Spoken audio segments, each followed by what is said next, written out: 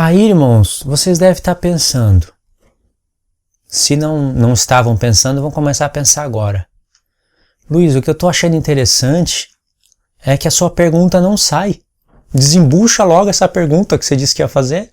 Uma única pergunta, mas não sai essa pergunta. Irmãos, para uma pergunta ser bem feita, ela tem que ser bem contextualizada. Eu poderia fazer essa pergunta em 1 minuto. Pá! Eu vou falar o que eu penso, o que eu consegui notar. Não se faz um vídeo fazendo 10 perguntas de uma vez só, porque complica a vida de qualquer pessoa assim. Como eu já disse, 2, 3 no máximo. Mas eu acredito que ao pastor Jefferson Neto criar um vídeo com 10 perguntas, incluindo aí 70 semanas, festas, assuntos escatológicos, né, que são cruzados uns com os outros, ele acabou criando uma espécie de campo de força. Como assim? É o seguinte, são 10 perguntas, só pelo título a pessoa se desanima a responder. Ela vai assistir, mas não vai se animar a responder as 10 perguntas. Então é uma espécie de um campo de força, na qual, se forem respondidas 3 perguntas, o pastor ainda tem o direito de não concordar e falar, peraí, as outras 7, elas não existem? Então é um campo de força. Já que ele deixou bem claro que para serem respondidas as perguntas tem que torcer a escritura, ou seja, não tem alternativa a não ser torcer as escrituras para responder as minhas perguntas. Isso não cai bem. As perguntas têm que ser feitas e deixa a pessoa responder. E 10 perguntas é um campo de força, na minha opinião. Mas eu vou dar uma alternativa para os irmãos pós-tribulacionistas, eu vou descomplicar. As 10 perguntas que o pastor Jefferson Neto fez, elas estão conectadas umas com as outras. Com certeza, né? Não vai dizer que a pergunta número 7 não tem conexão com a pergunta número 2, ou a número 10 não tem conexão com a número 5. Estão todas conectadas. Então, se os irmãos responderem a primeira pergunta com coerência bíblica e mostrar que não está torcendo os textos e conseguir provar o contrário, que a primeira pergunta foi feita baseada numa interpretação na qual se abandona muitos textos da Bíblia e se desconhece outros, e até mesmo pode até torcer outros, se os irmãos conseguirem fazer isso, as outras perguntas perdem a força. Porque se a primeira pergunta já foi revelada como uma pergunta na qual se abandona vários textos da Bíblia, se desconhece a parte das 70 semanas corretamente, as outras perguntas vão perder a força, já que envolve ali a última semana, metade da última semana, parte de trombetas, parte da ira do Senhor, parte da grande tribulação. Deu para entender? Então os irmãos foquem na primeira pergunta. E eu vou deixar aqui, eu vou abrir no vídeo luz para os irmãos entenderem como a primeira pergunta já foi feita de uma maneira na qual é revelada que não conhece como surgiu as 70 semanas. No caso, eu vejo que o pastor Jefferson Neto não conhece como surgiu as 70 semanas. Qual foi a intenção de Deus? O porquê que deu origem a essas 70 semanas? Porque ao conhecer essa profecia, vai ver que ela não pode tirar os gentios. Vai ver que não pode tirar os gentios dessa profecia. Eu vou estar explicando isso no vídeo. Isso é falta de leitura no livro de Daniel, junto com Zacarias, junto com Esdras e Neemias, junto com Ageu. Porque esses livros, todos eles são conectados pela timeline das 70 semanas. É um assunto bíblico. Então, irmãos, prestem atenção agora na pergunta, já que vocês conhecem Daniel 9, fiz lembrar de Ezequiel 38, fiz vocês verem como Deus trabalha com as profecias, pelo menos um exemplo da figura ao figurado, do figurado à figura. Deus faz isso com vários propósitos, eu só falei um deles, que seria no caso para revelar o escondido e esconder o revelado. Então a gente aprende a ler assim no próprio livro do profeta Daniel. A gente tem a figura no capítulo 2, figuras no capítulo 7 e explicações parciais das figuras, por isso que Daniel não entendeu completamente. Mas em Daniel 11, 10, 11 e 12, a gente tem explicações literais do que estava figurado.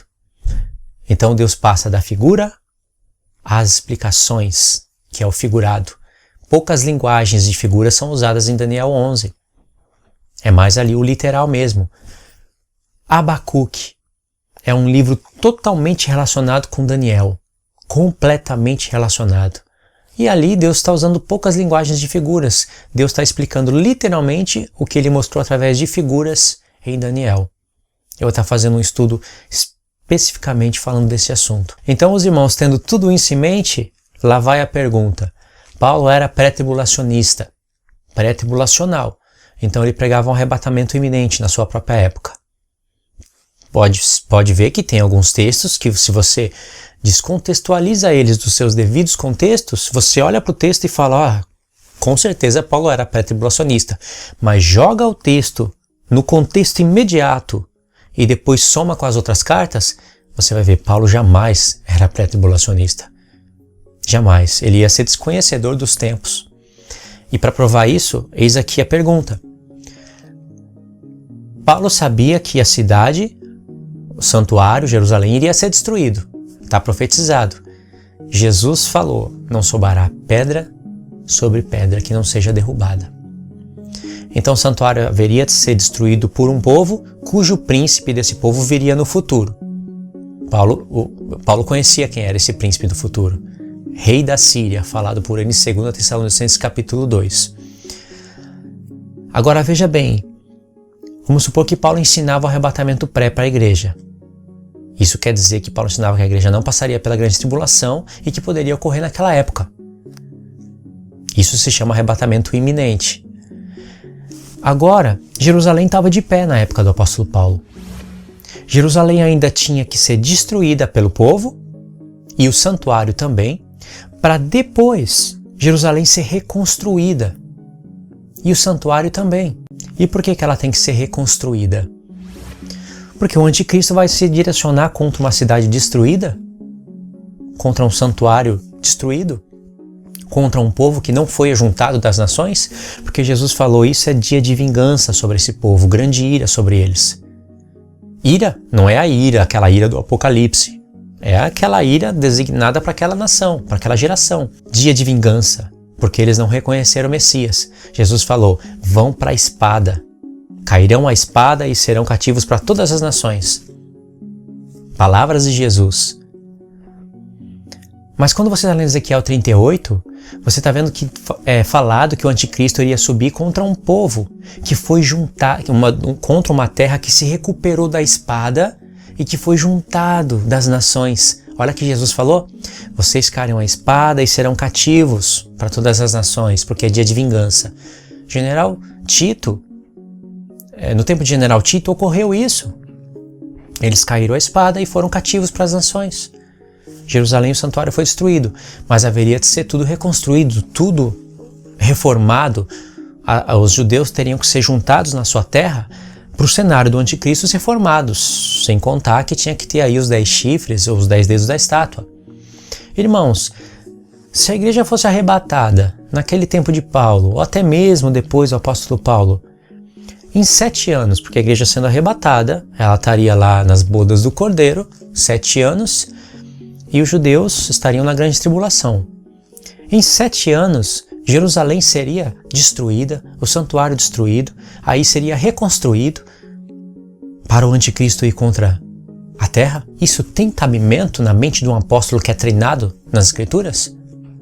Vocês entenderam a pergunta, né? Não cabe num espaço de 7 anos. Jerusalém tinha que ser derrubada. Eles tinham que cair a espada, serem cativos, para depois tudo ser reformado e todo aquele cenário para formar toda a estátua, os pés, os dedos, em paralelo com os 10 chifres, tinha que ser remontado por Deus. Tinha profecias pendentes. Como que isso iria suceder em 7 anos? Ah não, Paulo pregava o arrebatamento iminente, mas baseado nos sinais. Mas em 70 anos isso não seria possível. A história mostrou que em 700 anos isso não foi possível. Ou seja, Paulo prega uma ira futura porque ele sabia de tudo isso. Tudo isso teria que acontecer.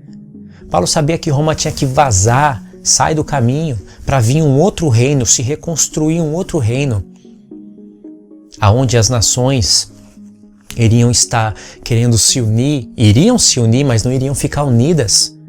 Ou será que Paulo não lia Daniel? Então essa é a pergunta do vídeo.